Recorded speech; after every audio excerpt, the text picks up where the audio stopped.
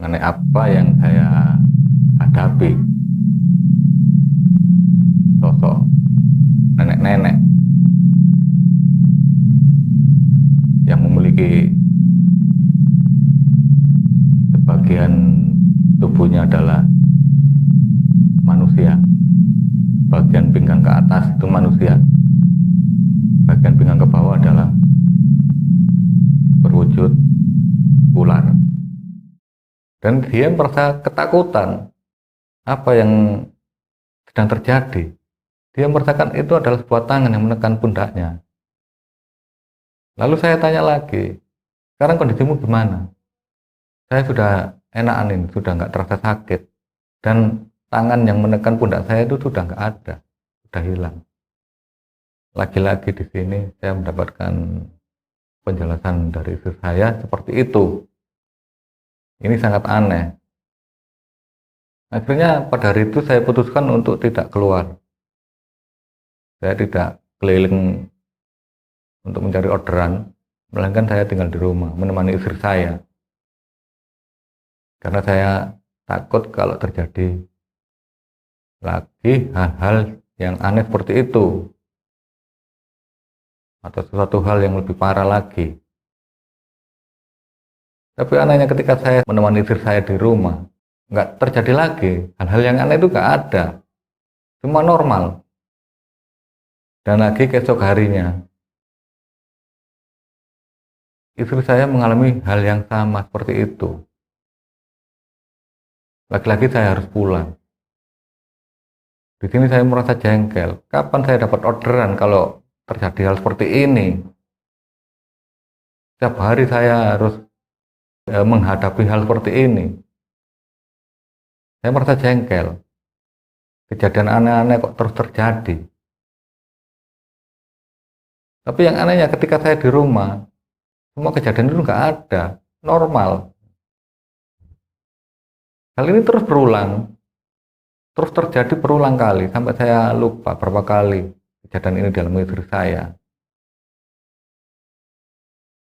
Akhirnya, pada suatu hari, itu sekitar bulan Agustus,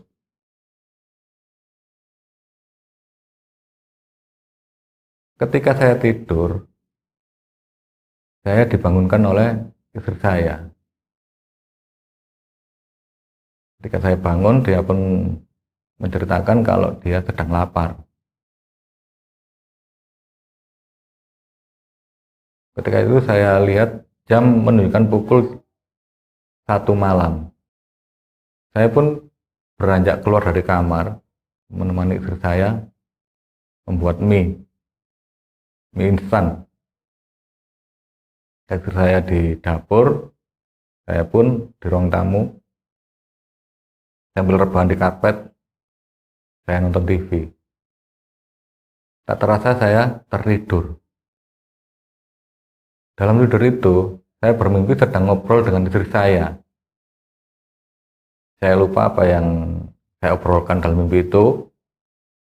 Intinya dalam mimpi itu, posisi saya rebahan di karpet. Dan istri saya duduk di kursi sambil nonton.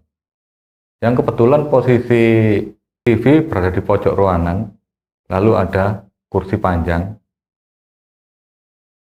dan sebelah kanan dari TV itu kursi pendek. Dan saya tidur di tengah-tengah. Dan ketika saya dalam kondisi mimpi itu, saya dibangunkan oleh istri saya. Lalu pun saya bangun. Lalu saya tanya, ada apa? Malah dia balik tanya, kamu habis mimpi apa? Kok geru-geru? Istri saya melihat saya itu geru-geru. Hmm, hmm. Tapi yang saya rasakan ketika saya bermimpi, saya hanya ngobrol dengan istri saya. Saya tidak mengalami mimpi buruk atau apa. Saya hanya ngobrol dengan istri saya. Tapi anehnya ketika saya bangun, saya melihat posisi saya masih dalam posisi rebahan di karpet, dan saya melihat istri saya duduk di kursi, sama persis seperti dalam mimpi saya tadi. Lagi-lagi saya merasa ini adalah hal yang aneh. Kok bisa mimpi itu tembus atau persis dengan kondisi real yang terjadi pada saat itu, dengan posisi saya tidur di karpet dan istri saya duduk di kursi sambil makan mie, sama persis seperti apa yang ada dalam mimpi saya.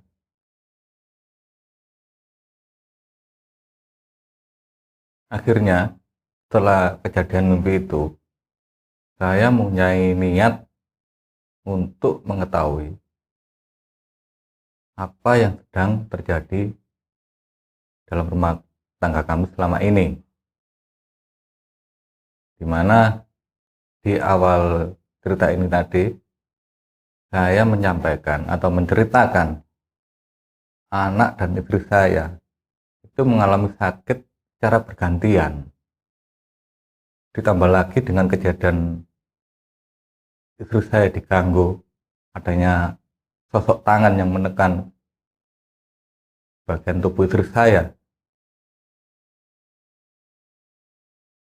Akhirnya saya memutuskan untuk mengetahui apa yang sedang terjadi. Singkat cerita, kami berdua pun kembali masuk ke kamar. Dan setelah sampai di kamar, istri saya pun langsung rebahan dan beranjak tidur. Dan saya masih belum tidur. Akhirnya saya pun mengambil posisi duduk dan bersila sambil bersandar di tembok yang ada di dalam kamar saya.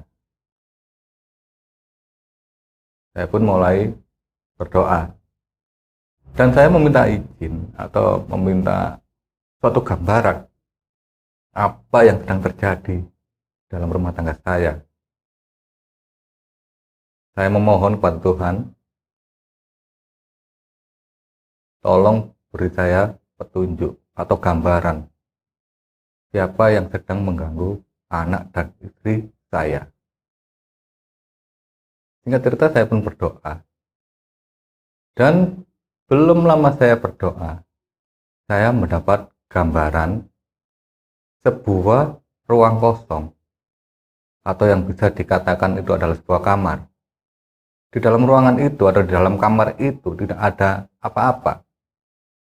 Dan apa yang saya lihat di dalam kamar itu, ada sosok nenek-nenek dengan posisi membelakangi saya dengan rambut yang tidak terlalu tebal. Dia berdiri menghadap ke tembok. Jadi apa yang saya lihat dalam gambaran itu adalah punggung dari si nenek itu. Saya pun penasaran, siapa sebenarnya sosok nenek ini? Kenapa dia muncul dalam doa saya? Apakah ini gambaran yang saya inginkan? Wujud yang mengganggu anak dan istri saya? Saya pun mencoba bertanya ke dia, nenek siapa? Dan kenapa ada di tempat itu? Dia pun hanya diam, gak menjawab. Dan perlu kalian ketahui, di mana nenek itu berada, saya merasa itu bukan kamar atau ruangan yang ada di dalam rumah saya. Saya melihat bahwa ruangan itu sangat bersih dan ada kusen untuk tempat kaca, yaitu krepyak itu ada, dan itu bukan rumah saya, karena di rumah saya tidak ada krepyak. Kalaupun ada, itu bagian atas. Itu pun posisinya adalah gudang. Singkat cerita, ketika saya tanya, dia tetap tidak menjawab. Tiba-tiba saya melihat sebuah cahaya yang berkilauan, seakan-akan dia mundar-mandir. Jadi cahaya itu bergerak ya. Saya pun penasaran dengan cahaya itu. Berasal dari mana cahaya yang berkilauan itu? Ketika saya lagi fokus, tiba-tiba saya melihat gerakan seekor ular dengan disertai kilauan cahaya yang sangat menyilaukan mata. Dan cahaya itu seperti warna emas. Dan saya melihat kilauan cahaya itu berasal dari pantulan dari kaca yang ada di samping, yaitu dari krepyak yang masuk ke area ruangan itu. Dalam hati saya pun bertanya, ini apa lagi? Yang pertama sosok nenek-nenek dengan rambut yang jarang atau tipis. Sekarang ada sosok ular yang berwarna emas. Saya tetap konsentrasi dan fokus. Apakah sosok ular ini ada hubungannya dengan si nenek-nenek tadi? Dan ketika saya lihat si nenek itu tetap saja diam, tidak ada pergerakan. Tapi ketika saya amati dari bagian kepala turun ke bawah, saya melihat bahwa ular itu menyatu dengan tubuh si nenek. Jadi dari kepala sampai pinggang itu wujudnya adalah manusia. Tapi dari pinggang ke bawah, sosoknya adalah ular. Di sini saya sangat kaget. Ini barang apa lagi? Ini sosok apa lagi yang muncul? Apakah sosok ini yang mengganggu anak istri saya selama ini? Saya pun mencoba berkomunikasi dengan sosok itu. Lagi-lagi dia tidak menjawab. Dia tetap berdiri dengan ekor yang bergerak ke sana kemari. Ketika saya tanya, siapa kamu? Dan kenapa ada di situ? Lagi-lagi dia tidak menjawab. Yang saya dapatkan hanyalah gerakan ekor dari si nenek-nenek itu. Di sini saya masih penasaran. Saya berusaha berkomunikasi lagi, tetap saja nggak ada jawaban sama sekali dari sosok nenek itu. Akhirnya saya tegaskan ke nenek itu, silakan kamu pergi dari sini. Saya nggak mau melihat kamu lagi ada di sini. Lagi-lagi, saya nggak ada respon dari si nenek itu. Akhirnya saya tegaskan lagi ke dia, karena saya merasa ada sedikit ketakutan atau merasa ragu kalau ekor dari si nenek itu memukul saya. Lalu saya tekankan sekali lagi ke nenek itu, kamu tahu, memang saya tidak memiliki kemampuan untuk menghadapi kamu. Tapi ketika kamu memukul saya, maka yang kamu hadapi bukanlah saya, tapi siapa yang ada di belakang saya, yaitu Tuhan. Karena saya mempunyai keyakinan saya menghadapi hal seperti ini tidak sendirian, karena segala sesuatunya saya awali dengan doa. Akhirnya tetap saja tidak ada tanggapan dari si nenek itu. Dalam doa itu saya merasa lama sekali untuk mendapatkan jawaban dari si nenek itu, agar dia cepat pergi dari rumah saya. Lagi-lagi saya tekankan kepada si nenek itu atau siluman itu, karena kalau saya melihat bentuknya separuh manusia dan separuh binatang, yaitu ular, saya menganggapnya itu adalah sosok siluman ular. Ketika saya berdoa dan mengancam sosok itu, bahwa yang dihadapi adalah bukan saya sendirian, melainkan Tuhan sebagai pencipta saya. Akhirnya secara tidak sadar, tiba-tiba sosok itu menghilang. Di sini saya merasa lega.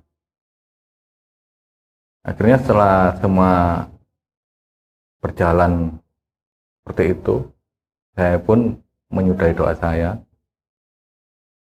Saya mengucap syukur bahwa sosok itu sudah hilang dari pandangan saya.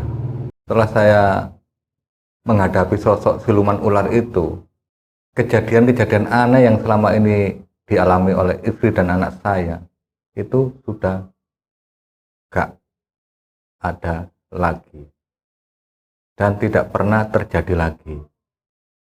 Semua berjalan dengan normal.